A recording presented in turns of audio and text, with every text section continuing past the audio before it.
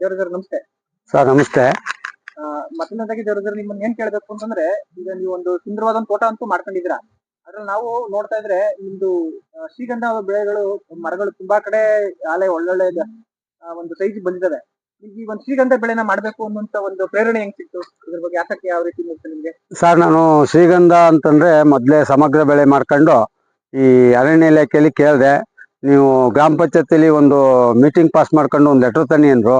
ಅಲ್ಲಿ ತಾವು ಕೊಟ್ಟಾಗ ನಮ್ಗೆ 200 ಗಿಡನ ಫ್ರೀ ಕೊಟ್ರು. ಫ್ರೀ ಕೊಟ್ಮೇಲೆ ಒಂದು ಗಿಡಕ್ಕೆ ಇಷ್ಟು ಅಂತ ಒಂದು ಫಿಕ್ಸ್ ಮಾಡಿ 2 ವರ್ಷ ಅಮೌಂಟ್ ಬಂತು ನಂಗೆ. ಇದು ಹೆಂಗೆ ನಾನು ನೆಡ್ಬೇಕಾದ ಸಂದರ್ಭ ಬಂತು ಅಂದ್ರೆ, ಈ ಇವರು ಎಸ್.ಎಂ. ಕೃಷ್ಣ ಅವರು 2004ರಲ್ಲಿ ಈ ಶ್ರೀಗಂಧ ಬೆಳೆಗೆ ನಮ್ಮ ಕರ್ನಾಟಕ ಆದ್ಯತೆ ಕೊಟ್ಟಿದ್ರಂತೆ. ಆ ವಿಷಯ ತಿಳಿದ ಮೇಲೆ ಇದು ತಂದು ನೆಡಬೇಕು ಅಂತ ಒಂದು ಆಸೆ ಇತ್ತು. ತಂದು ನೆಟ್ಟಿದ್ದೀನಿ.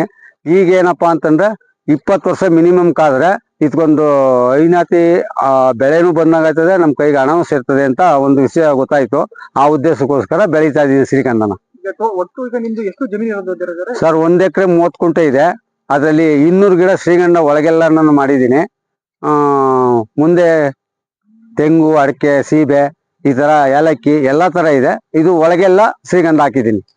ಒಟ್ಟು ಎಷ್ಟು ಮರ ಇದಾವೆ ಶ್ರೀಗಂಧ? ಶ್ರೀಗಂಧ 200 ಇದಾವೆ.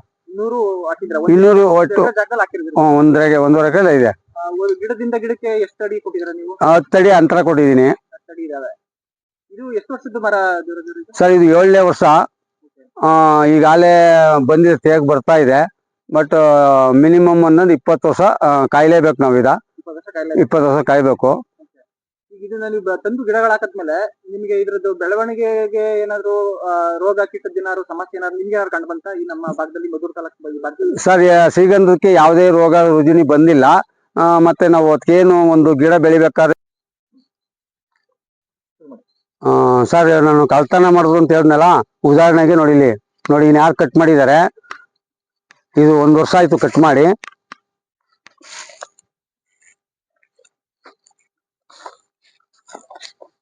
ಒಂದು ವರ್ಷ ಆಗಿದೆ. ಈಗ ಕಟ್ ಮಾಡಾದ್ಮೇಲೆ ನೀವೇನ್ ಮಾಡಿದ್ರಿ ಸರ್? ನಾವು ಪೊಲೀಸ್ ಕಂಪ್ಲೇಂಟ್ ಕೊಟ್ಟು, ಪೊಲೀಸ್ ಕಂಪ್ಲೇಂಟ್ ತಗೊಂಡು ಅವರು FIR ಮಾಡಿ ಒಂದು ಎಂಕ್ವೈರಿ ಬಂದ್ರು. ಎಂಕ್ವೈರಿ ಬಂದ್ಮೇಲೆ ನೀವು ಗನ್ ಲೈಸೆನ್ಸ್ ಮಾಡಿಸ್ಕೊಳ್ಳಿ ಅಂತ ಪೊಲೀಸ್ನವರೇ ನಮ್ಗೆ ಸಪೋರ್ಟ್ ಹೇಳಿದ್ರು. ಆ ಗನ್ ಲೈಸೆನ್ಸ್ಗೆ ಅರ್ಜಿ ಹಾಕಿ DC ಇಂದ SP ಅವರಿಂದ ನಮ್ಗೆ ಒಂದು ಆದ್ಯತೆ ಸಿಕ್ತು. ಎಲ್ಲ ಗನ್ ಲೈಸೆನ್ಸ್ ತಗೊಂಡಿದ್ದೀವಿ. ಆ ಒಟ್ಟಿನಲ್ಲಿ FIR ಮಾಡಿದರೆ. ಅವತ್ತಿಂದ ನಮ್ಗೆ ಸಮಸ್ಯೆ ಏನು ಬಂದಿಲ್ಲ. ಬಟ್ ಈಗ ನೋಡಿ, ಇಷ್ಟಕ್ಕೆ 2 ಅಡಿ ಕೆಳಕ್ಕೆ ಹೊಡ್ಕೊಂಡು ಗಂಧ ಬಂದಾಗ 2 ಅಡಿ ಕೆಳಗೆ ಹೊಡೆದ್ಬಿಟ್ಟು ಮಿಕ್ಕುತ್ತು ಮೇಗುಳ್ ಬಿಟ್ಬಿಟ್ಟು ಕೆಳಗಡೆ ತಗೊಂಡೋಗ್ತಾರೆ. ಹಂಗಾಗಿ ನೋಡಿ, ಹೊಡೆದಿರ್ತಿಂದ ಮೇಗುಳ್ದು ಚೆನ್ನಾಗಿ ಚಿಗುರದೆ ನೋಡಿ. ಇದು ಈಗ ಕಟಾವ್ ಮಾಡ್ಕೊಂಡು ಹೋದ್ಮೇಲೆ ಮರ ಸಾಯ್ಲಿಲ್ಲ. ಬಟ್ ಚಿಗುರಿದೆ, ಮುಂದೆನೂ ಚಿಗುರ್ತದೆ. ಬಟ್ ತಾಳು ದಪ್ಪ ಆಗ್ತಾ ಇರ್ತದೆ. ಆ ತಾಳಿಂದ ನಮ್ಗೆ ಗಂಧ ಸಿಗೋದು. ಈಗ ಈ ತರ ಸಂದರ್ಭದಲ್ಲಿ ನೀವ್ ಹೇಳ್ದಂಗೆ ಅವ್ರು ಬಂದ್ರು, ಕಟಾವ್ ಮಾಡ್ಕೊಂಡು ಹೋದ್ರು, ನೀವ್ ಇರ್ಲಿಲ್ಲ, ರಾತ್ರಿ ಹೊತ್ತಲ್ಲಿ ಬಂದು ಕಟಾವ್ ಮಾಡ್ಕೊಂಡು ಹೋಗಿದ್ದಾರೆ. ನೀವು ಈಗ ಅಕಸ್ಮಾತ್ ನೀವೇನೋ ಇದ್ದಂತ ಸಮಯದಲ್ಲಿ ಅವ್ರು ಬಂದಿದ್ರೆ, ನೀವು ತಡೆಯಕ್ ಹೋದಾಗ ನಿಮ್ಮ ಮೇಲೆ ಏನಾದ್ರು ಮಾಡಿದ್ರೆ? ಸರ್, ಅವ್ರು ಬಂದ್ರೆ 2-3 ಜನ ಬರಲ್ಲ, 6-7 ಜನ ಬರ್ತಾರಂತೆ ಶ್ರೀಗಂಧ ಕಳ್ತನ ಮಾಡುವಂತವ್ರು. ಒಂದ್ ವೇಳೆ ನಾವು ಮಾಲೀಕರು ಒಬ್ಬ ಇಬ್ಬ ಸಿಕ್ಕಿದ್ರೆ ಅವ್ರು ಮುಖ ಮುಸುಡಿ ನೋಡಲ್ಲ, ಕೊಲೆ ಮಾಡೋಕ್ಕೂ ರೆಡಿ ಇರ್ತಾರೆ. ಹಂಗಾಗಿ ಅದೆಲ್ಲ ತಿಳಿದ್ಮೇಲೆ ಈಗ ಕಂಪ್ಲೇಂಟ್ ಕೊಟ್ಮೇಲೆ FIR ಮಾಡಿದ್ಮೇಲೆ ನಮ್ಮ ಕಡೆಯಿಂದ ನಾವು ಗನ್ ಕೊಡಿಸ್ಕೊಡ್ತೀವಿ ಅಂತ ಪೊಲೀಸು, SP ಅವರು ಎಲ್ಲ ಹೇಳಿದ್ರು. ಅದೆಲ್ಲ ಮಾಡಿಸ್ಕೊಂಡಿದ್ದೀನಿ. ಈಗ ಗನ್ ಎಲ್ಲ ರೆಡಿ ಆಗಿದೆ. ನೀವು ಇದೇ ತರ ರೈತರುಗಳು ನೀವೇನ್ ಹೇಳ್ತೀರಾ? ನೀವು ಕೂಡ ಹೋಗಿ ಒಂದು ಸರ್, ರೈತರಿಗೆ ಒಂದು ಉಪದೇಶ ಏನಂತಂದ್ರೆ, ಶ್ರೀಗಂಧ ಹಾಕಿರುವಂತವ್ರು ಮುನ್ನೆಚ್ಚರಿಕೆಯಾಗಿ ನೀವು ಸ್ಟೇಷನ್ಗೆ ಹೋಗಿ ಈ ತರ ಹಿಂಗೆ ನಾವು ಶ್ರೀಗಂಧ ಬೆಳೆದೀವಿ, ನಮ್ಗೆ ಆದ್ಯತೆ ಸೌಲಭ್ಯ ಸೌಕರ್ಯ ಹಾಕೊಂಡ್ರೆ ಪೊಲೀಸ್ನವರು ಮಾಹಿತಿ ಕೊಡ್ತಾರೆ. ನೀವು ಈ ತರ ಮಾಡ್ರಪ್ಪ, ಈ ತರ ಮಾಡಿ ಅಂತ ಹೇಳ್ಕೊಡ್ತಾರೆ ರೈತರಿಗೆ. ನೀವು ಅಲ್ಲಿ ಕಾಂಟ್ಯಾಕ್ಟ್ ತಗೊಂಡು ಮಾಡಿ. ಟ್ರೈನಿಂಗ್ ತಗೊಳ್ಳೇಬೇಕು. 8 ದಿವಸ ಟ್ರೈನಿಂಗ್ ಇದೆ, ಗನ್ ಟ್ರೈನಿಂಗು. ಅದು ತಗೊಂಡಾದ್ಮೇಲೆ ಅವರು ಪೊಲೀಸ್ ಸ್ಟೇಷನ್ ಸಪೋರ್ಟ್ ಕೊಡ್ತಾರೆ. ಈಗ ನಿಮ್ಗೆ ಮುಂದಿನ ದಿನಗಳಲ್ಲಿ ಗನ್ನು ಕೂಡ ಕೊಡ್ತಾರೆ?